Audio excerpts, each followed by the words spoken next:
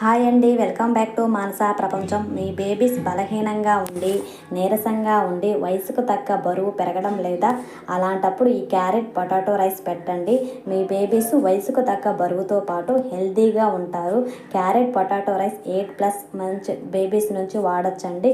Lunch టైంలో, మధ్యాహ్నం భోజనం టైంలో పెట్టచ్చు. ఇప్పుడు చూడండి, నేను సగం పొటాటో తీసుకున్నాను. మా బేబీ క్వాంటిటీ అంతే తింటుంది కాబట్టి మీరైతే ఫుల్ అయితే తీసుకోండి.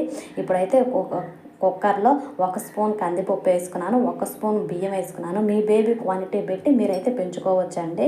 ముందుగా ఇప్పుడు సన్నగా తరిగిన పొటాటో, క్యారెట్ అన్నీ వేసేసి శుభ్రంగా అయితే ఒక 3-4 సార్లు అయితే వాష్ చేసేసి కొంచెం నీళ్ళైతే పోసుకున్నాను. మరీ ఎక్కువ నీళ్ళైతే పోసుకోకండి.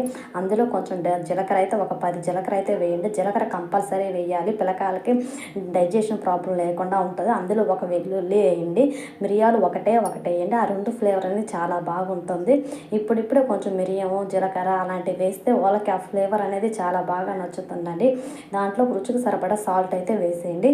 ఇప్పుడు మూత పెట్టి మెత్తగా అయితే కుక్కర్లో అయితే ఒక 3-4 విజులు వచ్చేంత వరకు అయితే ఉడికించుకోండి. ఇప్పుడు మూత తీసి చూపిస్తాను చూడండి. నాకైతే చాలా మెత్తగా ఉడికిపోయింది. ఇప్పుడు మనం కవ్వంతో కానీ లేకపోతే ఒక గ్లాస్తో కానీ అయితే బాగా మెత్తగా అయితే మెలుపుకోవచ్చండి.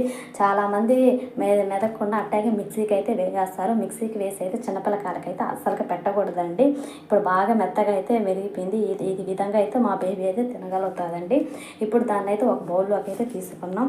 మీ బేబీస్కి తప్పకుండా పెట్టండి. బేబీస్కి వెయిట్ గెయిన్ అనేది ఖచ్చితంగా అవుతారు. పొటాటో అనేది వెయిట్ గెయిన్కి అయితే చాలా బాగా ఉపయోగపడుతుంది. క్యారెట్ కూడా పిల్లలకి ఇప్పటి నుంచి పెడితే కంటి చూపు అనేది చాలా బాగుంటుందండి. ప్లీజ్ మీకు కానీ ఈ వీడియో నచ్చితే లైక్ చేయండి, షేర్ చేయండి, సబ్స్క్రైబ్ చేయండి ఫ్రెండ్స్.